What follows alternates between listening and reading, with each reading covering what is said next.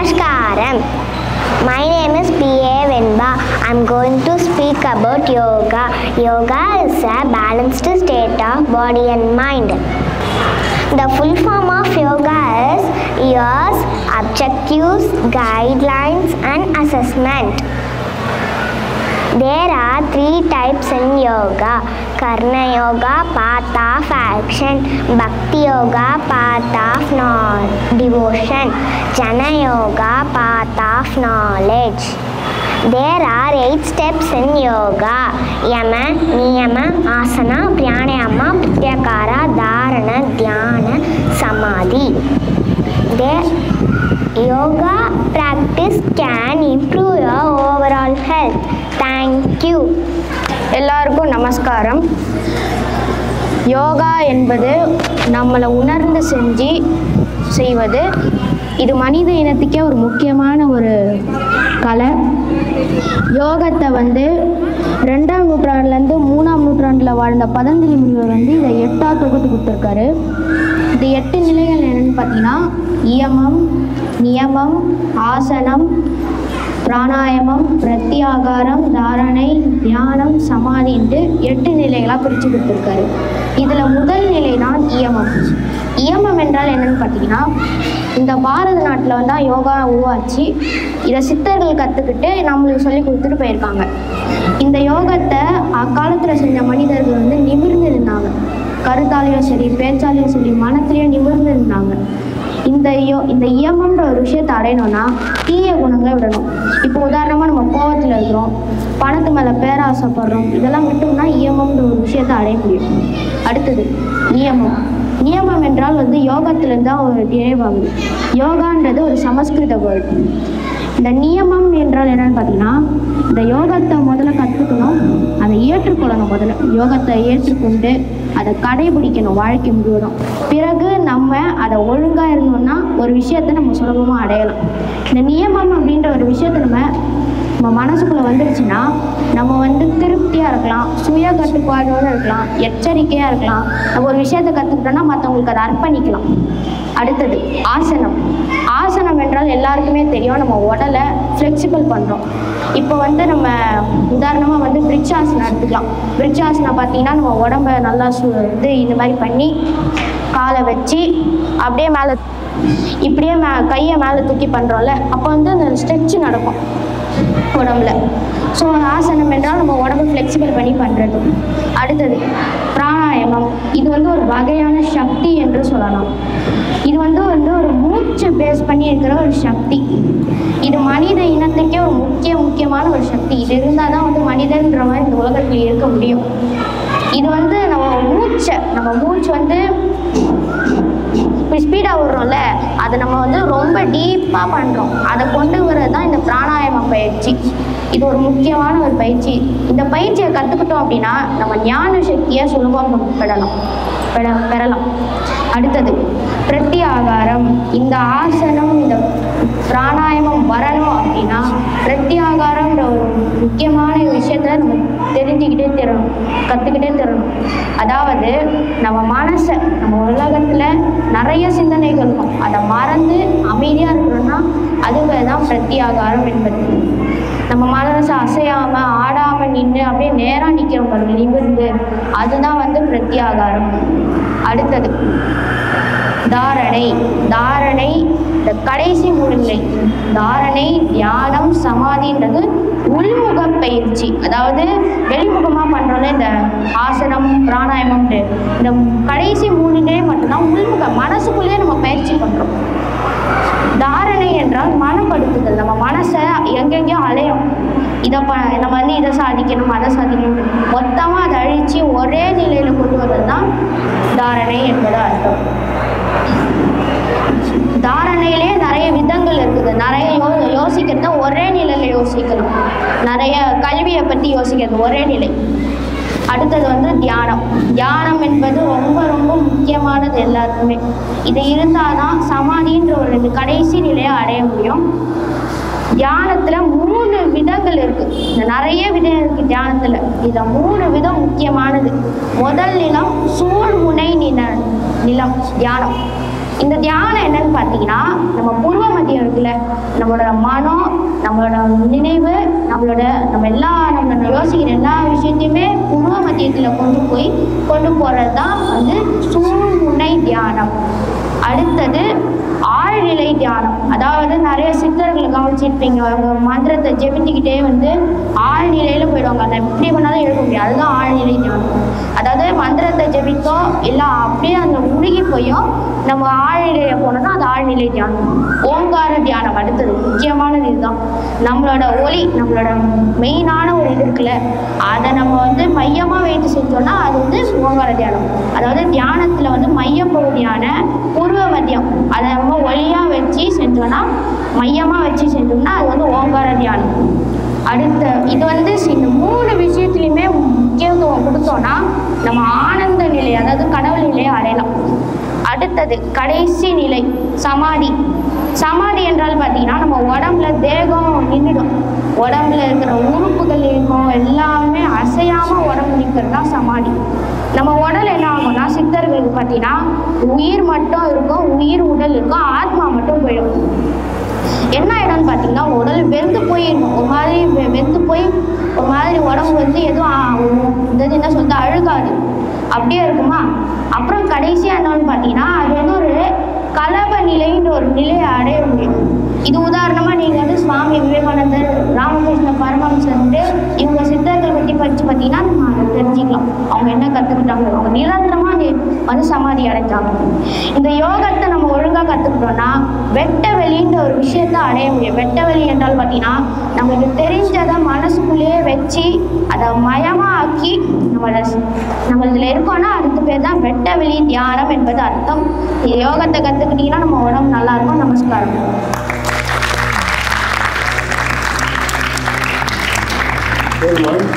Great explanation. இந்த வயசில் இப்படி சொல்கிறது ஒரு விஷயம். ஃபஸ்ட்டு எல்லாருக்கும் நமஸ்காரம். என் பேர் சின்மய்.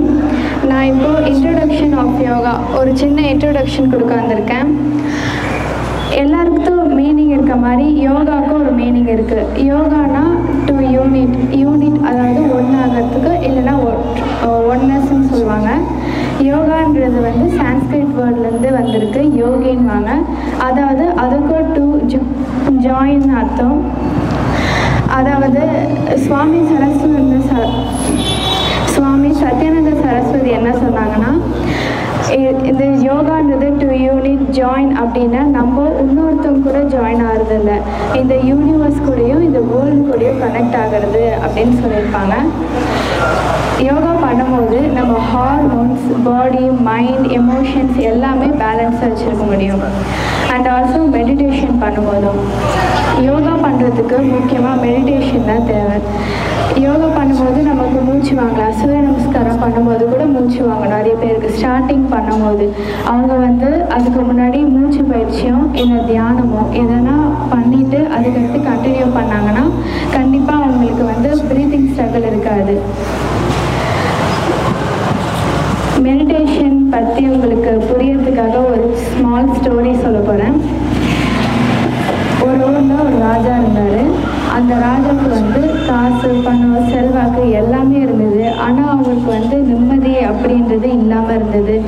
எதுக்கு எடுத்தாலும் கோவப்பட்டுட்டு இருந்தார், டென்ஷனாக இருந்தார். அவருக்கு நிறைய கேள்விகள் இருந்தது.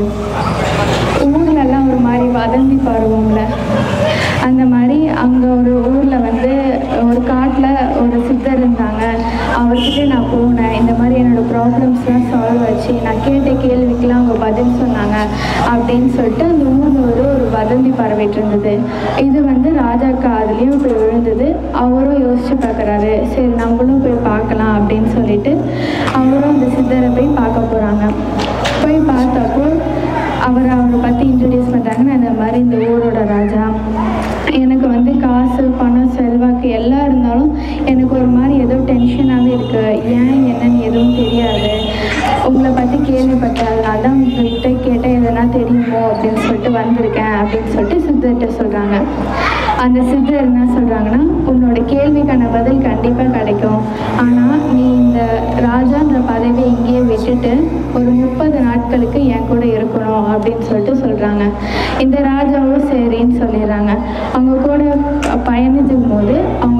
சித்தர் சொல்கிறாங்க ராஜா கிட்ட, நீ வந்து எங்கிட்ட எதுவுமே பேசக்கூடாது, இந்த 30 நாட்களுமே எங்கிட்ட எந்த ஒரு கேள்வியும் கேட்கக்கூடாது அப்படின்னு சொல்கிறாங்க. அப்போ அந்த ராஜாவும் சரி அப்படின்னு சொல்லிடுறாங்க. இப்போ ராஜா அவங்க சொன்னோடனே ராஜா கேள்வி, நம்ம 30 நாட்களுமே எதுவுமே கேட்காம நம்ம கேள்விக்கான பதில் எப்படி கிடைக்கும் அப்படின்ட்டு. ஃபஸ்ட்டு 15 days போது அவங்களுக்கு வந்து ராஜாவுக்கு நிறைய கேள்வி வருது. பேசும்போது கூட இவ்வளோ கேள்வி வந்திருக்காதோ அப்படின்னு தோணுது. கண்டினியூஸாக அவங்களுக்கு அப்படியே மழை மாதிரி கேள்வி வந்து குவியுது, நிறைய தாட்ஸ் வருது, என்னென்னமோ தோணுது. அதே மாதிரி சித்தர் கூட சேம் பயணிச்சுட்டு இருக்கும்போது சித்தர் எப்போவுமே கண்ணை மூடி அமைதியாக உட்காந்துருது ராஜா நோட்டீஸ் பண்ணுறாங்க. ஏன் நம்மளும் இந்த மாதிரி பண்ணி பார்க்கக்கூடாது அப்படின்னு சொல்லிட்டு ராஜாவும் நினச்சிட்டு சித்தர் எப்படி பண்ணுறாங்களோ அதே மாதிரி உட்காந்து பண்ண ஆரம்பிக்கிறாங்க. அவங்கள அறியாமலே மெடிடேஷன் அப்படின்ற ஒரு இது கூட இறங்குறாங்க. அவங்களும் அந்த இன்னொரு 10 days போகுது, 15 இன்னொரு 10 days போகுது. பார்க்குறாங்க இந்த மாதிரி அவங்களுக்கும் தாட்ஸ் எல்லாம் கம்மியாகுது. அவங்க நினச்சிட்டு இருந்த கேள்விக்கான பதில் எல்லாமே அவங்கக்கிட்டேருந்தே கிடைக்கிது. அவங்க வந்து சித்தர்கிட்ட கேட்காமலே ராஜாவுக்கு வந்து அவங்க என்ன கேட்குறேன்னு வந்தாங்களோ, அவங்களுக்கு என்ன வேணும்னு வந்தாங்களோ அது கிடைக்கிது. 30 days முடியுது. கடைசியில் கிளம்பும் போது ராஜா வந்து சித்தர்கிட்ட சொல்கிறாங்க, எனக்கான கேள்விக்கான பதில் எனக்கு கிடச்சிருச்சு. நான் வந்து அமைதியாக இருக்க தான் மறந்துட்டேன். போகிறேன், அங்கே எல்லா இடத்துக்கும் போகிறேன், எல்லாமே பண்ணுறேன், ஆனால் அமைதின்ற ஒன்றை நான் மறந்துட்டேன். மெடிடேஷன் அப்படின்ற ஒன்றை நான் இப்போ தான் கற்றுக்கிட்டேன் அப்படின்னு சொல்கிறாங்க. ஸோ மெடிடேஷன்றது வந்து நம்ம அமைதியாக இருக்கும் போது தான் பண்ண முடியும். நம்ம மெடிடேஷன் பண்ணும்போது நமக்கு முதல்ல எந்த பிளேஸ் தேவையோ அதுக்கேற்ற மாதிரி பிளேஸ் பார்த்துக்கணும். அங்கே மெடிடேஷன் பண்ணும்போது நம்மளை சுற்றி யாரும் இருக்கக்கூடாது. மெடிடேஷன் வந்து யோகாவுக்கும் முக்கியம், நம்ம லைஃப்லேயும் முக்கியம். தேங்க்யூ, நமஸ்காரம். என்ன ஸ்டாண்டர்ட் படிக்கிறாங்கன்னு சொல்லுங்க. யார் அது புதுசாக யார் சார்? அவங்க புதுசில் ரோஹித் அவங்க அப்பா. இவங்க என்ன ஸ்டாண்டர்டு சும்மா சொல்லுங்க. இவங்க என்ன ஸ்டாண்டர்ட் படிப்பான்? 8th standard, 10th. அப்போ கூட சின்னதாக தெரிய காரணம் மெயின்டைனிங். எங்கே அப்படியே மெயின்டைன் ஆகும். நான் சும்மா சொல்லலை, அதான் உண்மை. இன்னும் சில பேர்லாம் இருக்காங்க அப்படியே சின்ன குழந்தையாட்டையுமே தான் இருப்பாங்க, வயசே தெரியாது. நமஸ்காரம், என் பேர் தியானேஷ். நான் வந்து இப்போ யோகாவை பற்றி ரெலவன்ஸ் ஆஃப் யோகா அதை பற்றி பேச வந்திருக்கேன். இப்போது மோஸ்ட்டாக இந்த காலத்தில் வந்து பார்த்தீங்கன்னா எல்லோரும் யோகான்னா என்ன நினச்சிருப்பீங்க? இப்போது என்ன சொல்கிறது, ஹெல்த் மெயின்டைன் பண்ணுறதுக்கு சும்மா எக்ஸசைஸு ஃப்ரீ டைமில் பண்ணுற மாதிரி நினச்சிருப்பீங்க மோஸ்ட்டாக நிறைய பேர். யோகா பண்ணால் லைஃப் நல்லாயிருக்கும், என்ன ரொம்ப நாள் வாழலாம், அந்த மாதிரி தான் நினச்சிருப்பீங்க. ஆனால் யோகாவில் அது மட்டும் இல்லாமல் நிறையவே இருக்குது. யோகாவில் பார்த்தீங்கன்னா இப்போது மெடிடேஷன் யோகான்னு யோசிச்சா நிறைய பேர் மெடிடேஷன் தான் நினைப்பாங்க ஃபஸ்ட்டு. இந்த மெடிடேஷனில் பார்த்தீங்கன்னா நிறைய இருக்குது. நீங்கள் வந்து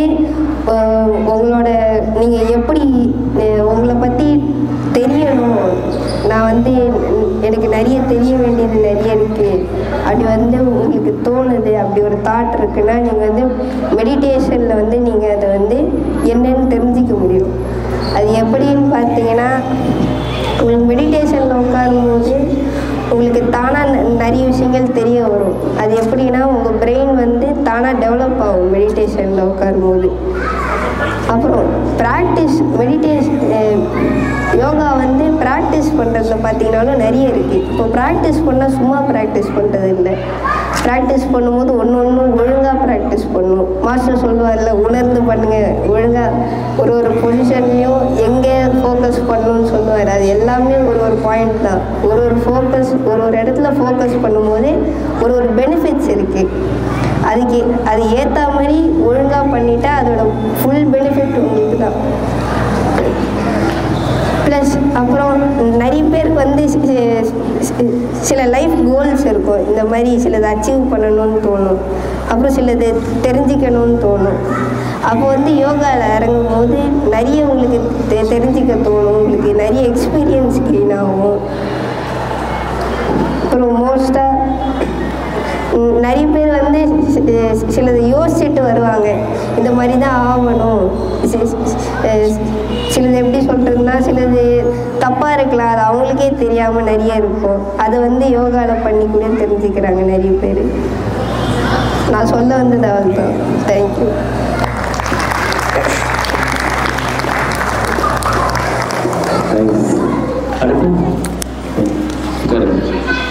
நான் ஜோஷ்னா. இங்கே யோகாசனாவோட இன்ட்ரடக்ஷன் இல்லை ஒரு அது எதுக்காக பண்ணுறோம் அப்படின்றது வந்து சொல்கிறதுக்கு நான் வந்திருக்கேன். ஸோ யோகா சூத்ராஸ்னு ஒரு புக் இருக்குது. அதில் பதஞ்சலி வந்து யோகாசனா அப்படின்றதுக்கான ஒரு டெஃபினிஷன் வந்து கொடுத்துருக்காரு, ஒரு கரெக்டான டெஃபினிஷன். அது வந்து சிரம் சுகம் ஆசனம் அப்படின்னா கம்ஃபர்டபுளான ஒரு ஸ்டெடியான பொசிஷனில் இருக்கிறது. ஸோ அந்த யோகாசனா எதுக்கு வந்து பண்ணோன்னா நம்ம ability of sitting in a comfortable and steady position. So அந்த எபிலிட்டி எதுக்கு யூஸ் ஆகுதுன்னா மெடிடேஷன் வந்து ஒரே பொசிஷனில் உட்காரணும். ஸோ அதுக்கான ஒரு எபிலிட்டி தான் வந்து இந்த யோகாசனா ப்ராக்டிஸ் பண்ணுறதால நம்மளுக்கு வருது. ஸோ ராஜ யோகா, இப்போ அவங்க சொன்ன மாதிரி நிறைய விதமான யோகா இருக்குது. அதில் ஒரு விதம் வந்து ராஜயோகா. அதில் வந்து இந்த பொசிஷன் ஒரு ஸ்டேபிளான பொசிஷனில் உட்காரத்துக்கு தான் வந்து அது வந்து ப்ராக்டிஸ் பண்ணுறாங்க. ஸோ நெக்ஸ்ட் வந்து ஹத்தா யோகிஸ். ஹத்தா வந்து இந்த ஆசனா ப்ராக்டிஸ் தான் இருக்கும் ஃபுல்லாக, இந்த ஃப்ளோ அந்த மாதிரிலாம்.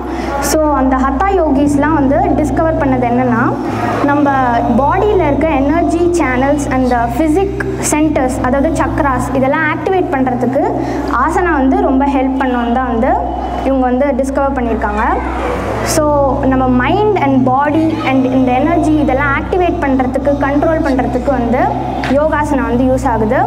ஸோ நெக்ஸ்ட் வந்து 84 lakh incarnations. So 84 lakh asanas வந்து சென்ச்சுரிஸ் பேக் இருந்தது. ஸோ அதெல்லாம் வந்து 84 lakh incarnations which a human should attain before their liberation. So நம்ம வந்து ஆத்மா வந்து முழு நிலை, அதாவது கடவுள்கிட்ட அடையிறதுக்கு முன்னாடி ஒரு ஆத்மா வந்து இந்த 84 lakh பொசிஷன்ஸ், அந்த இன்கார்னேஷன்ஸ், அதாவது அது அனிமல் போஸ்டர்ஸ், இந்த யோகிஸோட போஸ்டர்ஸ், இது எல்லாமே கம்போஸ்டான ஒரு இதுதான் வந்து அந்த 84 lakh ஆசனாஸ்ன்றது. அதில் இப்போ வந்து மாடிஃபை பண்ணி ஒரு 84 மோஸ்ட் இம்பார்ட்டண்ட் அந்த ஆசனாஸ் தான் வந்து நம்ம பார்க்குறோம், அதை பற்றி தெரிஞ்சுக்கிறோம், அதெல்லாம் பண்ணுறோம். ஸோ இந்த ஆசனாஸ் மெயினாக எதுக்காக பண்ணுறோம் அப்படின்னா, இந்த கர்மா கிட்டேருந்து நம்மளோட ஒரு லைஃப் டைம், இப்போ நீங்கள் இந்த பாடியில் வந்து உங்கள் சோல் இப்போ இருக்குன்னா, இந்த லைஃப் டைம்லேருந்து உங்கள் கர்மா கிட்டேருந்து விலகி வரணும், அதாவது அதை பைபாஸ் பண்ணணும், சைட் ஸ்டெப் அப்படின்னு சொல்லலாம். அது பண்ணுறதுக்கு வந்து இந்த யோகாசனம் வந்து அதை உணர்ந்து இந்த மாதிரி சக்ராஸ் இல்லை ஃபோக்கஸ் பண்ணி பண்ணோன்னா நம்ம வந்து அதை தாண்டி வரலாம். தேங்க்யூ.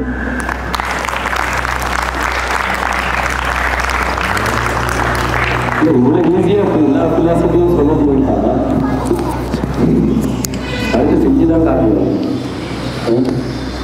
சிம்ம கர்ஜனை அப்படின்னு ஒரு ப்ராக்டிஸ். சிம்ம கர்ஜனை என்ன எப்படி இருக்கும் தெரியும்ல? நீங்கள் இதுக்கு போகும்போது, ஜூக்கு போகும்போது சிங்கம் கத்துதுன்னு சொல்லி நீங்கள்லாம் கற்றுருப்பீங்க.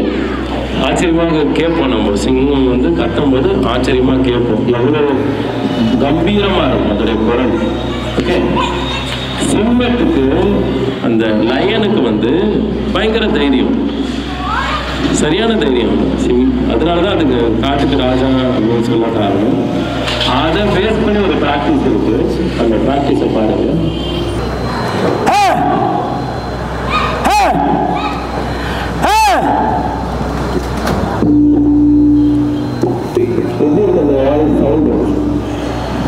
புரியுதா?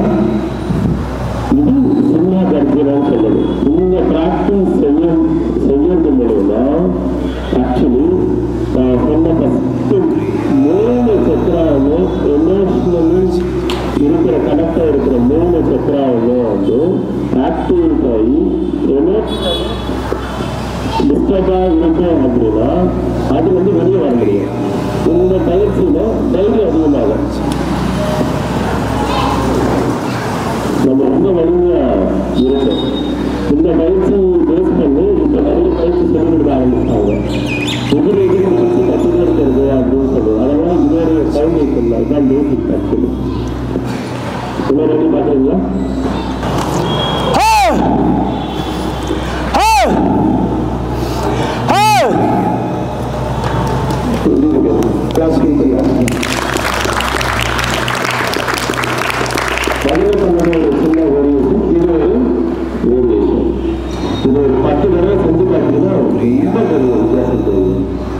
நமஸ்காரம், என் பேர் சஷாங்க். இன்னைக்கு நான் இப்போ எப்படி யோகா நமக்கு தெரிய வந்ததுன்னு சொல்ல போகிறேன். ஃபஸ்ட்டு யோகா பண்ண ஆரம்பித்தது சிவன்னு சொல்லுவாங்க. அவர் தான் ஃபஸ்ட்டு ஆதி யோகின்னு சொல்லுவாங்க. அவர்கிட்டேருந்து ஒரு 3 முனிவர் ஃபுல்லாகவே யோகாவை கற்றுக்கிட்டு இங்கே நம்ம உலகம் ஃபுல்லாகவே சொல்லி தந்தாங்க. அதில் இந்தியா பக்கம் ஃபுல்லாக சொல்லி தந்தது பதஞ்சலி முனிவர். எனக்கு தெரிஞ்ச வரைக்கும் நான் கற்றுக்கிட்டதில் இதுதான் நான் கற்றுக்கிட்டேன், யோகா எப்படி நமக்கு தெரிய வந்துச்சுன்னு. அடுத்து நான் மெடிடேஷன் பற்றி சில பாயிண்ட்ஸ் சொல்ல போகிறேன். மெடிடேஷன் பண்ணும்போது நமக்கு ரொம்ப இம்பார்ட்டண்ட் நம்மளோட மன அழுத்தத்தை குறைக்கும். நம்ம ரொம்ப ஸ்ட்ரெஸ்டாக இருக்கும்போது ரொம்ப ஃப்ரீ ஆகிடுவோம். அந்த நாள் காலையில் ஒரு 1 hour மெடிடேஷன் பண்ணால் கூட போதும், அந்த நாள் ஃபுல்லாகவே ஃப்ரெஷ்ஷாக இருக்கும். இப்போ ஏதாச்சும் ஒரு வேலை பண்ணுறீங்க, படிக்கிறது கூட உங்களுக்கு படிக்க பிடிக்கல, அது மண்டையில் ஏற மாட்டேங்குது, அப்படி இருக்கும்போது கூட நம்ம ஒரு மணி நேரம் மெடிடேஷன் பண்ணிவிட்டு அந்த மாதிரி படிக்க போகும்போது எல்லாமே ஈஸியாக மண்டையில் ஏறிடும். அப்புறம் மெடிடேஷனில் ரொம்ப இம்பார்ட்டண்ட் அது நம்ம மெடிடேஷன் ரொம்ப ஆழமாக போனால் ஜீவ சமாதி நிலை அடையலாம். மெடிடேஷனில் அதுதான் இருக்கிறதுலே லாஸ்ட் நிலை. அது மட்டும் இல்லாமல் நம்மளால் யூனிவர்சல் கூட கனெக்ட் ஆக முடியும். நமஸ்காரம்.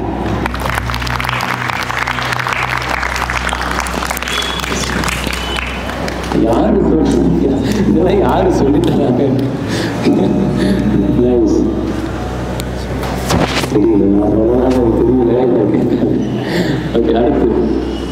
அடுத்து யாரு ஸ்பீச் பெரியவங்க?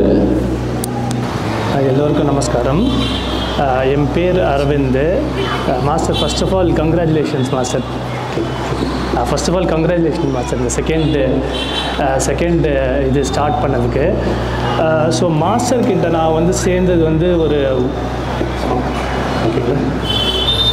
ஒரு 1 year முன்னாடி மாஸ்டர் கிட்ட நான் கற்றுண்டேன். என்னோடய ப்ரொஃபஷன் நீங்கள் பார்த்தீங்கன்னா நான் சாஃப்ட்வேர் துறையில் இருக்கேன். நான் இனிஷியலாக மாஸ்டர் கிட்ட கற்றுனதுக்கு ரீசன் எனக்கு பாடியில் நிறையா ஒரு ப்ராப்ளம்ஸ் இருந்துச்சு. என்னால் பெண்ட் பண்ண முடியல, அதனால் நிறைய ஃப்ளெக்சிபிலிட்டி பாடியில் இல்லாமல் இருந்துச்சு.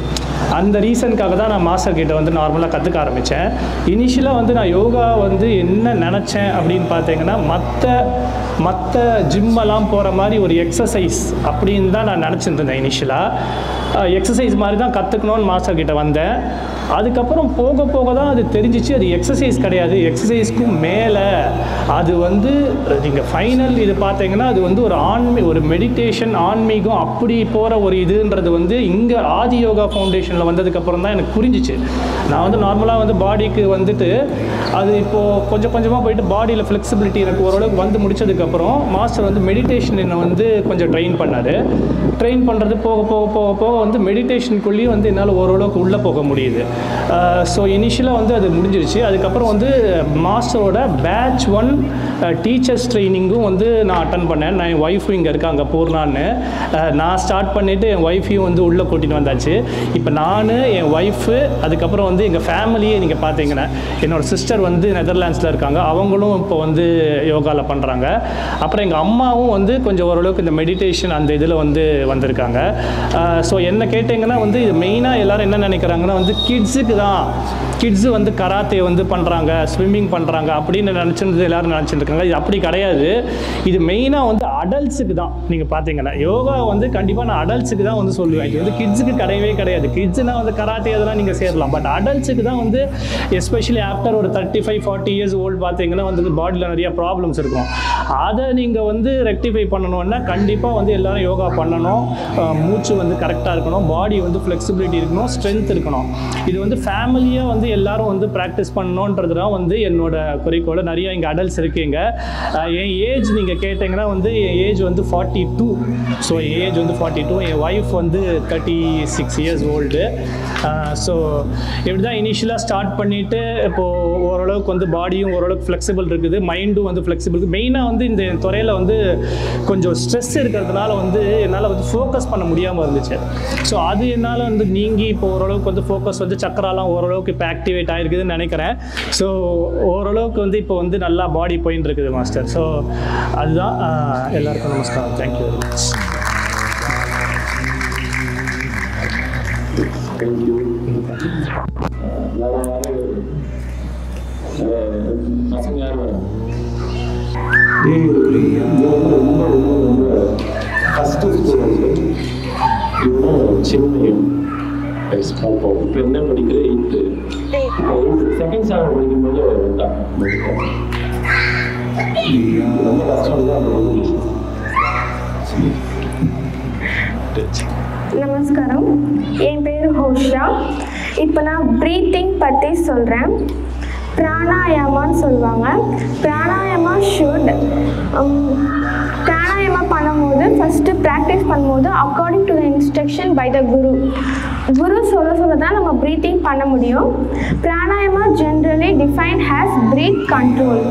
இப்போ வந்து நம்ம ப்ரீத்திங் ப்ராக்டிஸ் கண்ட்ரோல் பண்ணி நம்ம அளவுக்கு அதிகமாக பண்ணால் நம்ம ஹாசனா பண்ணும்போது நம்மளுக்கு மூச்சு வாங்காது, டயர்டாக இருக்காது. அப்புறம் பிராணாயாமா வந்து நம்ம பிராணாயாமா 2 ரூட்டாக பிரிக்கலாம். பிராணா ப்ளஸ் யாமா. பிராணா மீனிங் வந்து லைஃப் ஃபோர்ஸ்ன்னு சொல்லலாம், இல்லை வைட்டல் எனர்ஜின்னு சொல்லலாம். யாமா வந்து கண்ட்ரோல் பண்ணுறது. இப்போ ப்ரீத்திங் ப்ராக்டிஸ் நம்ம ஒரு லெவலுக்கு பண்ணோன்னா அதிகமாகவும் பண்ணலாம். அதிகம் பண்ணும்போது நம்மளுக்கு யோகா பண்ணும்போது இல்லைன்னா வேறு எதுனா இப்போது ரேஸ்னால் இப்போ ரன்னிங் ரேஸ் ஓடும்போது ரொம்ப மூச்சு வாங்கும். அது கண்ட்ரோல் பண்ணுறதுக்கு ப்ரீத்திங் ப்ராக்டிஸும் பண்ணலாம். தேங்க்யூ.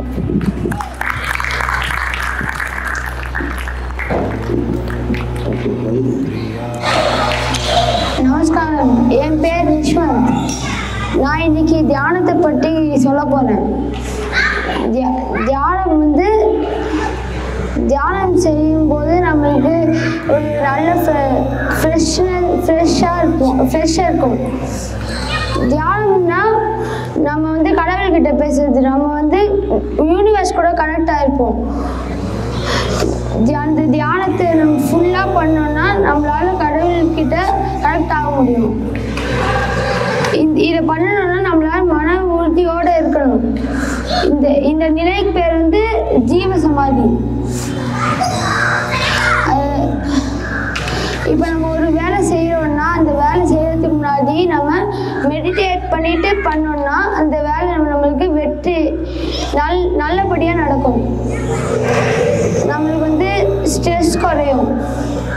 நம்ம சவாஸ்ரா பண்ணுறப்ப எவ்வளோ ரிலாக்ஸேஷன் கிடைக்குதோ அதே ரிலாக்ஸேஷன் மெடிடேஷன் பண்ணுறப்பையும் கிடைக்கும். நமஸ்காரம்.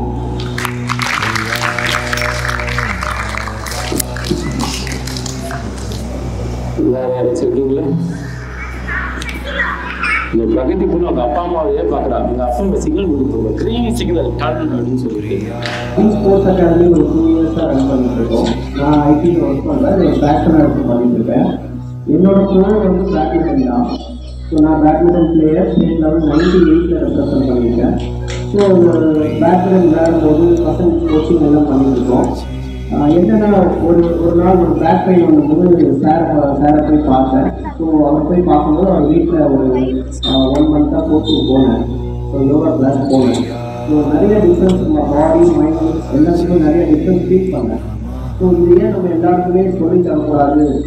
ஆனால் நம்ம அந்த அளவுக்கு எக்ஸ்பர்டைஸ் இல்லை. பேட்மிண்டன் நான் சொல்லி கொடுத்துருவேன், ஆனால் இதில் வந்து இது ஈஸியான விஷயம் எல்லாம் தெரியும். ஸோ சாரை ரொம்ப ரிக்வஸ்ட் பண்ணி தான் கண்டிப்பாக நீங்கள் வந்து அம்பத்தூரில் இருக்கிற மக்களுக்கு அவர் வந்து கமர்ஷியல் கிடையாது, இவங்களோட கமர்ஷியல் பர்சன் சர்வீஸாக பண்ணிட்டு இருக்காரு. ஸோ அவரை வந்து கூட்டிகிட்டு வந்து நிறைய காம்ப்ரமைஸ் பண்ணி நிறைய பேசி இல்லை சார் நீங்கள் சொல்லித்தரேன், நீங்கள் இருக்கிறவங்க சொல்லித்தரோன்னு சொல்லி ஒரு மோட்டிவேஷனாக அதை கூட்டிகிட்டு வந்தோம். Thank you for your support sir. அதே மாதிரி யோகா பற்றி நிறையா எல்லா குழந்தையும் பண்ணாங்க, பார்க்கறது ரொம்ப சந்தோஷமாக இருக்குது. இந்த இடம் நீங்கள் எப்போனாலும் யூஸ் பண்ணிக்கலாம், எந்த டைம்னாலும் ஒரு டைம் முன்னாடி சொல்லிங்கன்னா எனி சாட்டர்டே சண்டே நீங்கள் ஃபேமிலியாக வந்து யோகா பண்ணணும், இல்லை எந்த ஆக்டிவிட்டிஸ் பண்ணாலும் நீங்கள் யூஸ் பண்ணிக்கலாம். ஒன்லே பிஃபோர் நான் வந்து யோகா பண்ணணும் ரொம்ப ஆசை.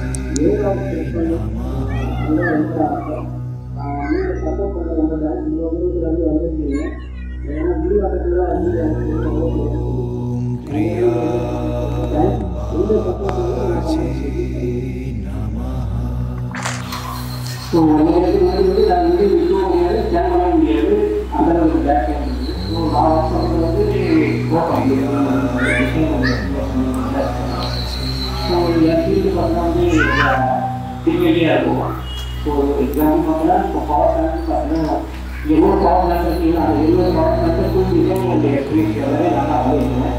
ஸோ அதை பண்ணும்போது அந்த மைண்டோட ரொம்ப டைவர்டாக போகும், அந்த மாதிரி ஒரு ஃபீல்டு. ஸோ வீட்டுக்கு வரும்போது பசங்க ரொம்ப டென்ஷனாக வரும். வீட்டில் வந்து வரும்போது பசங்க வீடு வரும்போது அவரையும் வந்து கால்குலேட் பண்ண முடியாது. ஸோ அவங்க எல்லாருக்குமே நம்ம ஆஃபீஸுக்கு நாளைக்கு தான் போகணும், இது மாதிரி ஒரு ப்ரெஷர்ஸ் ஆகிட்டே இருக்குது.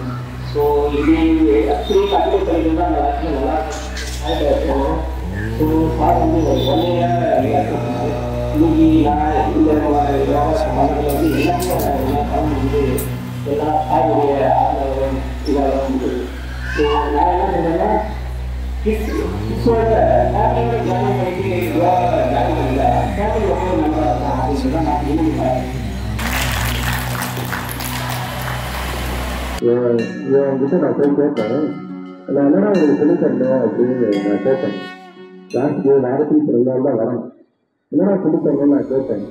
அதுக்கு அவன் என்ன சொன்னாங்கன்னா, நீங்கள் எல்லாமே சொல்லி கொடுத்துருங்க, நான் பண்ணிட்டு இருக்கேன், எனக்கு எதுவுமே டவுட்டே இல்லை அப்படின்னா.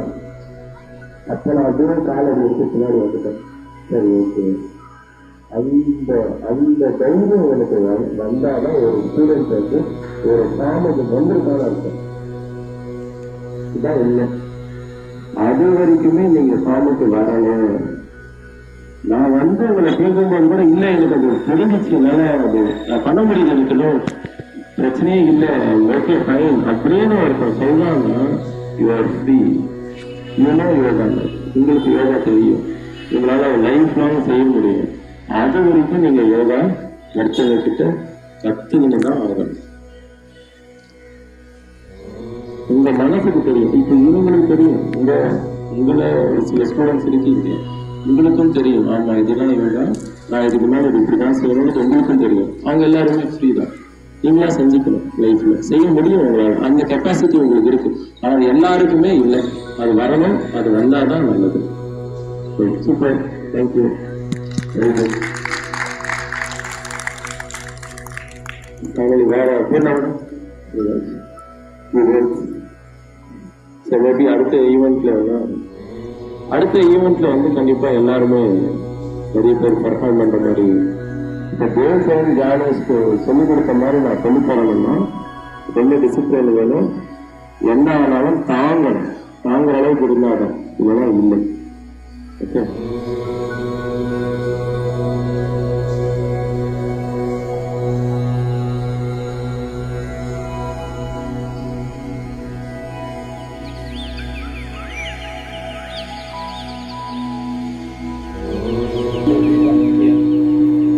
ரோஹித் சந்தையோட போது ரோஹித் சந்தை ப்ளீஸ் சும்மா இருக்கிறீங்களா? பொண்ணெல்லாம் பார்க்குறாங்க. நாங்கள் இப்போ இந்த அம்பத்தூர் சென்டரில் ஃபர்ஸ்ட் பேட்சில் சேர்ந்துருக்கோம். We feel really lucky and blessed to have sir நமக்கு மாஸ்டர் கற்றுக்கு. So master is ready. Students நம்ம எப்படி லேர்ன் பண்ணி போகிறோம் அப்படின்றது தான் நமக்கு ரிசல்ட்டு. அவர் எல்லாரையும் ஒரே மாதிரி தான் பார்ப்பாரு. ஸ்டூடெண்ட்ஸ் எவ்வளோ குயிக்காகவே எவ்வளோ நல்லா பவர்ஃபுல்லாகவும் லேர்ன் பண்ணிக்கிறோம் அப்படின்றது தான் பொறுத்திருக்கு.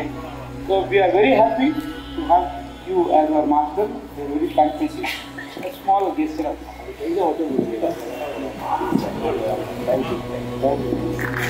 தேங்க்யூ.